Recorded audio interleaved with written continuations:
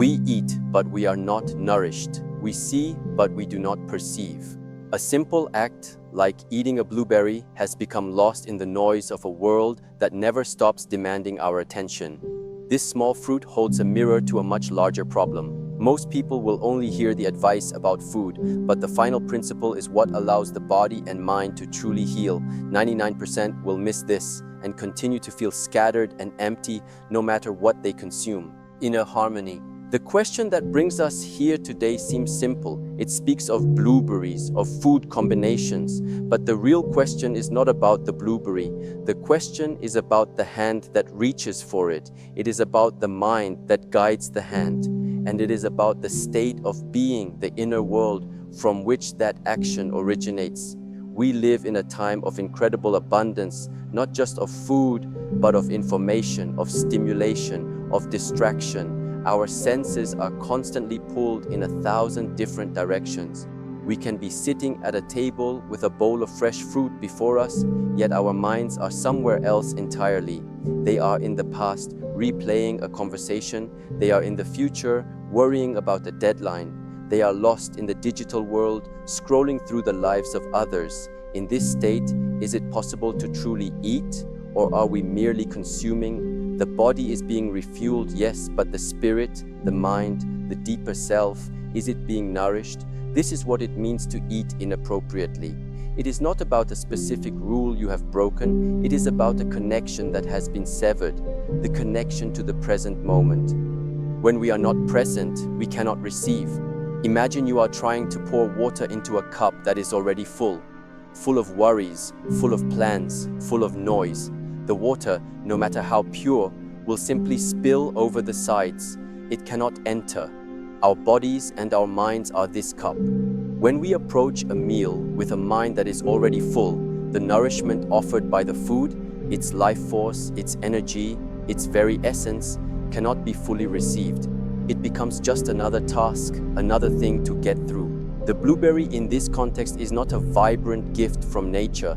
It is simply a sweet object to quiet a momentary craving while the mind races on. The inappropriate act is the act of disconnection. It is the practice of being absent from our own lives. And this practice, repeated day after day, meal after meal, creates a deep sense of inner disharmony. We feel a constant low-level agitation, a feeling that something is missing. We try to fill this void with more food, more entertainment, more achievements, but the emptiness remains because the problem is not a lack of things, but a lack of presence. The first step then is not to change what is on your plate. It is to change the state of the one who is eating. It is to cultivate a foundation of inner harmony. Before you even think about what food to combine with another, you must first learn to combine your mind and your body in the same moment, in the same space. This requires a gentle but firm intention. It requires you to notice the noise, to see the distractions for what they are, clouds passing in the sky of your awareness. You do not have to fight them. You do not have to chase them away. You simply have to acknowledge their presence and then gently, patiently bring your attention back to your breath, back to the feeling of the chair beneath you, back to the simple, miraculous reality of being here now with this food in front of you. This is the foundation. Without this, all other techniques, all other combinations are like building a house on sand. They may stand for a moment, but they will not last. The true nourishment we seek is not just in the food, it is in the quality of attention we bring to the act of eating. It is in the inner harmony we cultivate before the first bite is ever taken. This path of cultivation is not complex, but it does require consistency. It is the practice of a lifetime, found in the smallest of moments. It is choosing to put the phone away just for the 10 minutes it takes to eat. It is choosing to turn off the television and sit in silence or with quiet music. It is choosing to take one single conscious breath before you lift the spoon to your mouth. These are not grand gestures. They are small, almost invisible acts of self-respect. They are declarations that you are worthy of your own attention, that your nourishment on all levels matters. When you begin to practice this, you will notice a shift.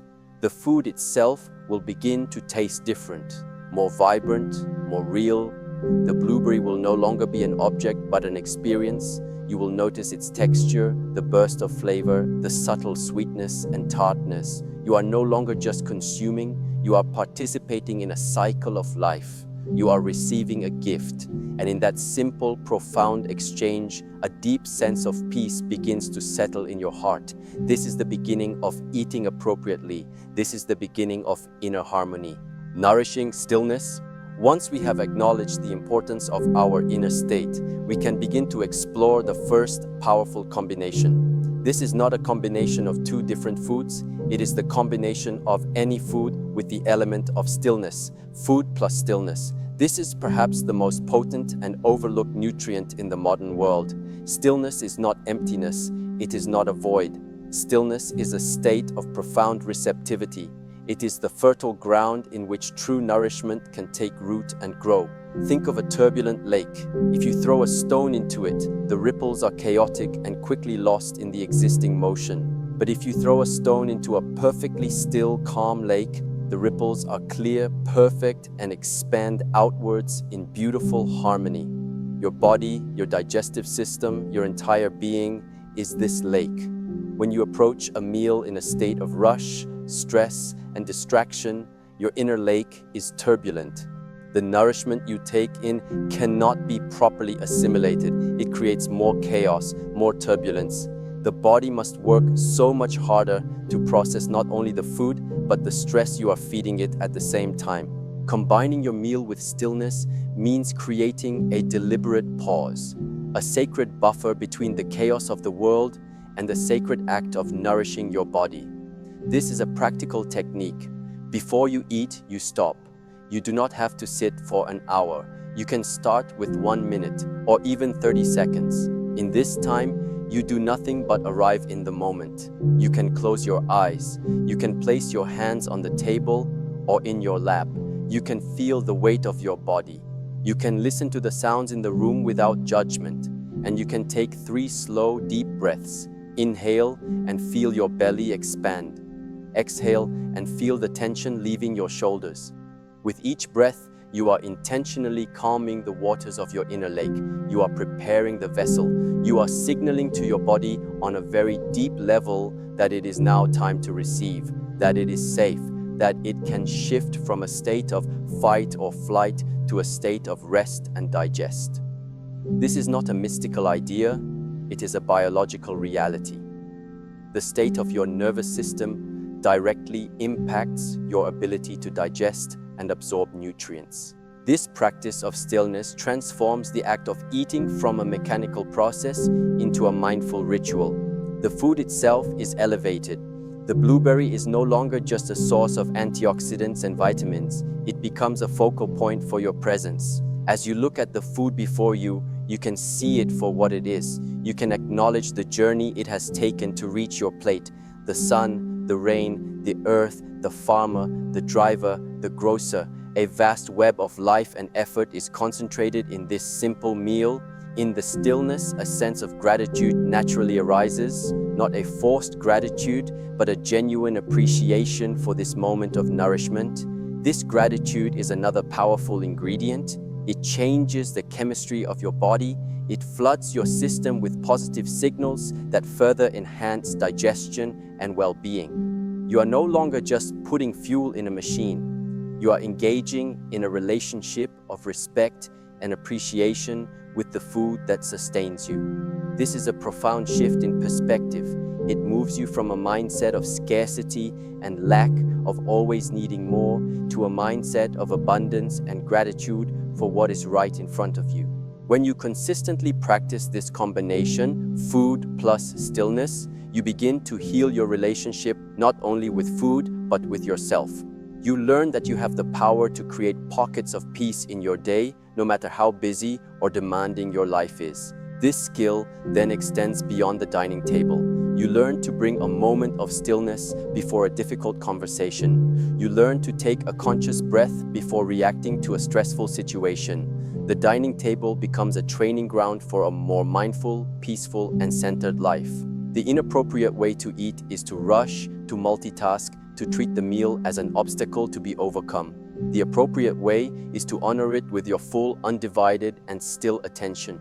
This combination costs nothing, it requires no special equipment, it is available to you at every single meal. It is the simple, powerful choice to honor your food and yourself with the gift of nourishing stillness. This is the first key to unlocking a deeper level of well-being.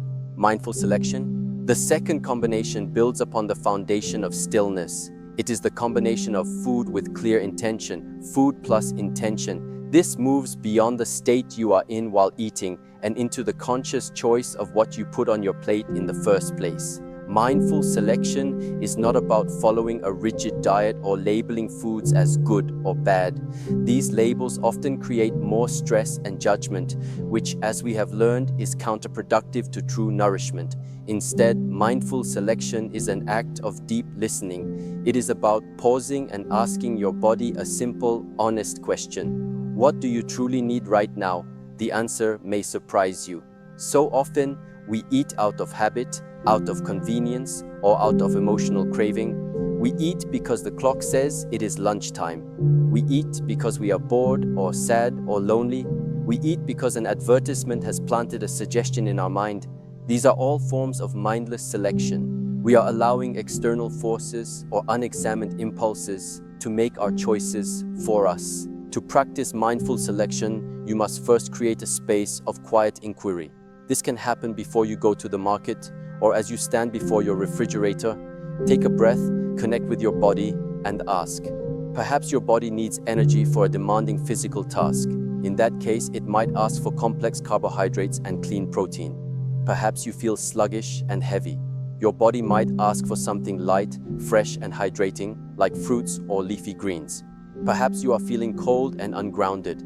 Your body might ask for something warm, cooked, and earthy, like a root vegetable soup. The key is to listen without judgment.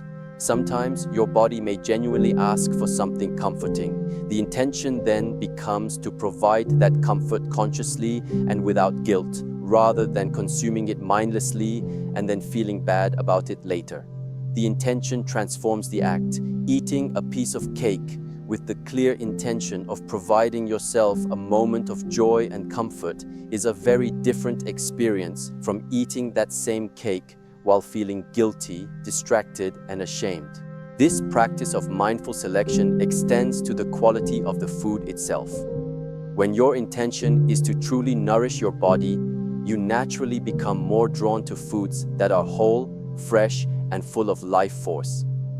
You begin to think about where your food comes from. You may find yourself choosing the fresh, vibrant bunch of spinach over the processed packaged snack, not because a rule book told you to, but because your own inner wisdom recognizes the difference in vitality. The blueberry, again, becomes a teacher. Are you choosing fresh, organic blueberries bursting with life? Or are you choosing a blueberry-flavored cereal full of sugar and artificial ingredients? The choice is not about morality. It is about clarity. It is about understanding the consequence of your choice. One choice provides clean, vibrant information to your cells. The other provides a confusing, low-quality signal that the body must work hard to decipher and process. When your intention is clear, the right choice becomes obvious. This principle of mindful selection, food plus intention, is a powerful tool for self-mastery. It is the practice of aligning your actions with your deepest values. If you value your health, your vitality, and your clarity of mind, then you must choose to consume things, food, information, experiences that align with those values. This is not about restriction, it is about liberation. You are freeing yourself from the chains of habit, advertising, and emotional reactivity. You are becoming the conscious creator of your own well-being. Each meal becomes an opportunity to reaffirm your commitment to yourself. Each choice becomes a vote for the kind of life you want to live. This is a radical act of self-love. It is saying, I am worthy of being nourished by that which is pure, that which is vital, and that which is chosen with clear and loving intention. This combination empowers you. It puts you back in the driver's seat of your own health, reminding you that you have the wisdom within you to know exactly what you need. You simply need to create the stillness to listen, and have the courage to honor what you hear.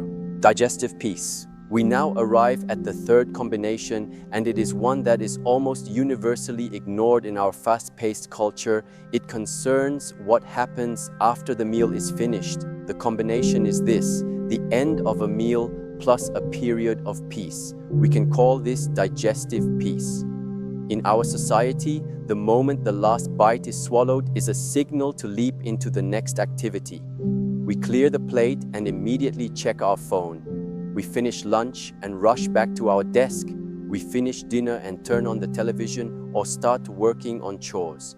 We give the body no time, no space to properly begin the complex and energy-intensive process of digestion. We have honored the food with stillness before the meal and with intention during the meal, but we abandon the process at the most critical stage. This is like carefully planting a seed in good soil, watering it, and then immediately starting to shake the ground around it. The seed cannot sprout, it cannot take root. We are disrupting the very process we wish to support. The practice of digestive peace is simple in its form, but profound in its effect. After you have finished eating, you remain seated for a few minutes. 5 minutes is a wonderful start. You do not pick up your phone. You do not jump up to start cleaning. You do not engage in a stressful or complex conversation. You simply sit. You can place your hands over your stomach, a gentle gesture of support and awareness. You can return to your breath, feeling it move in and out. You are consciously creating a calm, stable environment for your digestive system to do its work. You are telling your body, I trust you, I will support you, I will give you the peace you need to transform this food into life. This simple act of non-doing is incredibly powerful. It allows the body to allocate its full energy resources to digestion rather than splitting its focus between digestion and the stress of the next activity. This leads to better nutrient absorption, less bloating, less discomfort, and a more complete sense of satiation. This period of peace is also crucial for the mind. It allows for a sense of completion. So much of our modern anxiety comes from a feeling of never being finished. We are always in the middle of something, always rushing toward the next thing on the list. A meal, followed by a moment of digestive peace, becomes a complete cycle. There is a clear beginning, the stillness before, a middle, the mindful eating, and an end, the peace after. This creates a rhythm in your day. It punctuates the chaos with moments of wholeness. This sense of completion is deeply satisfying to the human psyche. It calms the nervous system and teaches the mind that it is okay to rest, that not every moment must be filled with productivity. By honoring the end of the meal, you are training yourself in the art of letting go. You are finishing one chapter completely before starting the next. This skill is transferable to all areas of your life, reducing feelings of being overwhelmed and scattered. This is the principle that 99% of people miss. They may try to eat healthier foods, they may even try to eat more mindfully, but they sabotage their efforts by immediately plunging back into a state of stress and activity. They do not allow the nourishment to land, they do not complete the cycle. The blueberry, however nutritious, cannot deliver its full benefit if the body that receives it is in a state of turmoil immediately after consumption. The combination of the meal's end with peace is the final seal on the ritual of nourishment. It ensures that the gifts of the food and the gifts of your own mindful attention are fully integrated into your being. It is the difference between simply filling your stomach and truly nourishing your soul. It is a quiet rebellion against the cult of busyness. It is a profound statement that your inner peace is more important than your outer productivity. By embracing this practice, you are not just improving your digestion, you are reclaiming your right to be whole, to be complete, and to be at peace. Clearing distractions. Let us now deepen our understanding by examining the environment in which we eat. It is not enough to cultivate inner stillness if our outer world is a storm of conflicting information. The next essential principle, therefore, is to consciously clear our space of distractions. Think of this as another form of combination. Your meal combined with a pure environment. An inappropriate combination, then, would be your nourishing food combined with a distracting or stressful input.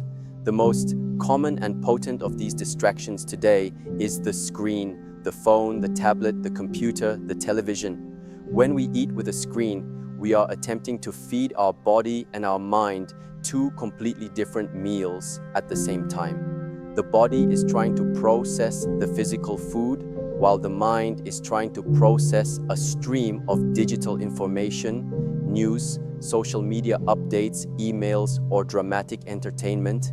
This is a recipe for internal conflict. The nervous system cannot be in a state of rest and digest while simultaneously being stimulated by content that is designed to be arousing, agitating, or emotionally charged.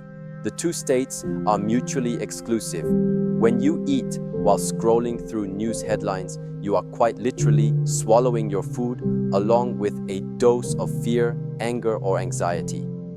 When you eat while watching a suspenseful show, your body is tensing up, preparing for a threat that is not real, while also trying to digest your meal.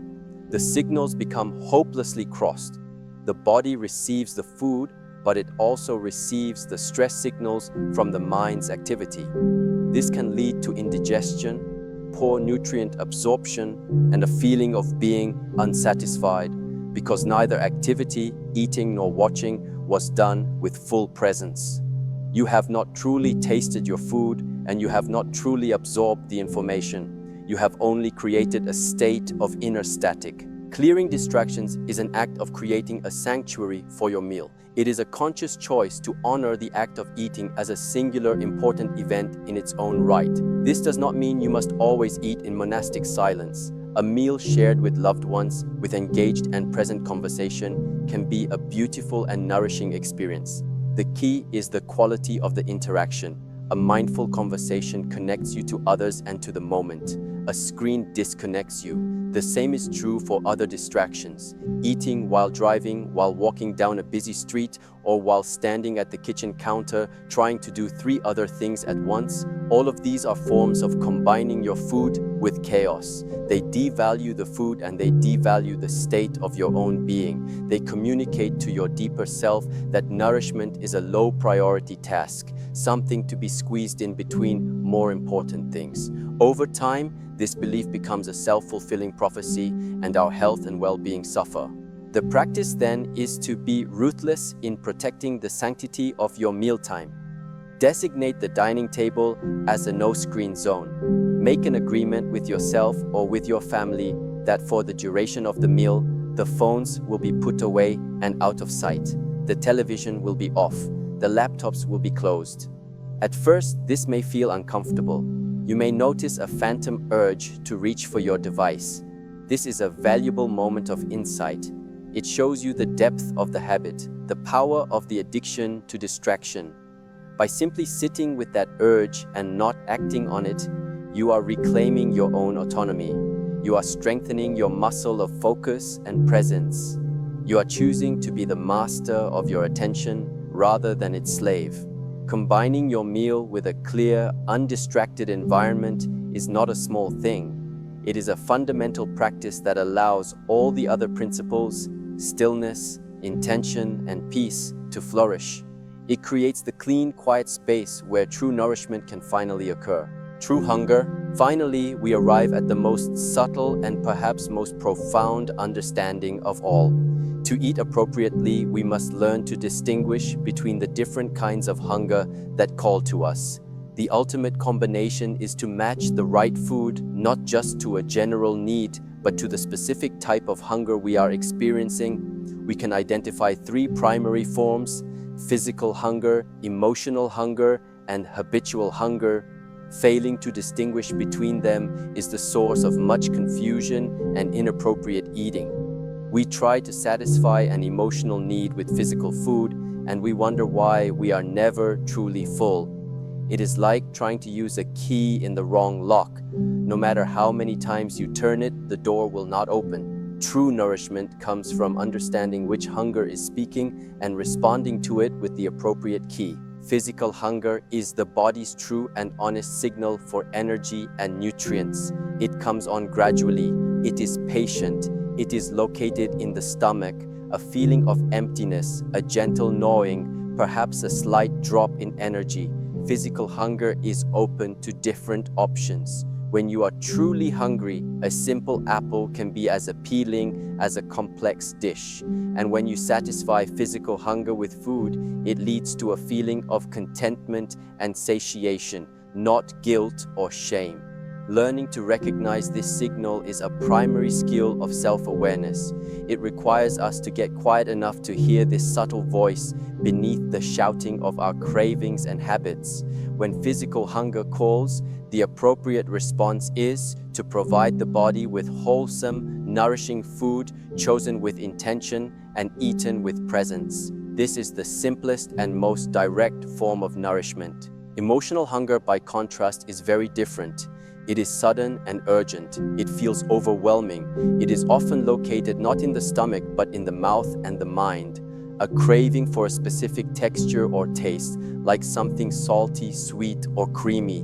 Emotional hunger is not patient. It demands instant gratification. It is often triggered by uncomfortable feelings, sadness, loneliness, boredom, stress, or anxiety. We are not hungry for food. We are hungry for comfort, for distraction, for a change in our emotional state. When we try to feed this hunger with food, especially highly palatable processed foods, it provides a momentary relief. The sugar rush or the fat content briefly soothes the nervous system, but it does not address the underlying emotion. And so, after the food is gone, the emotion remains, now often accompanied by feelings of guilt or powerlessness. The key to responding to emotional hunger is not food. The key is awareness. It is to pause and ask, what am I truly feeling right now? The appropriate response is to give yourself what you actually need: a moment of rest, a walk in nature, a conversation with a friend, a few deep breaths, or simply the space to acknowledge and feel the emotion without judgment. Habitual hunger is the third type. This is the hunger of the clock or the situation. It is eating because it is 12:30 p.m. or because you are sitting down to watch a movie and you always have popcorn. It is not driven by a true physical need or a strong emotional trigger, but by a conditioned pattern. The body is not asking for food, but the mind's programming says, this is when we eat. Responding to this hunger is an opportunity to practice conscious choice over autopilot. The practice is to notice the habit and then to check in with your body.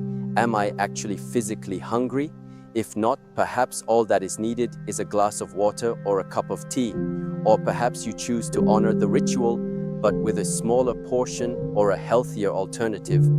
The goal is not to rigidly eliminate all habits, but to bring awareness to them so that you are the one making the choice, not the habit.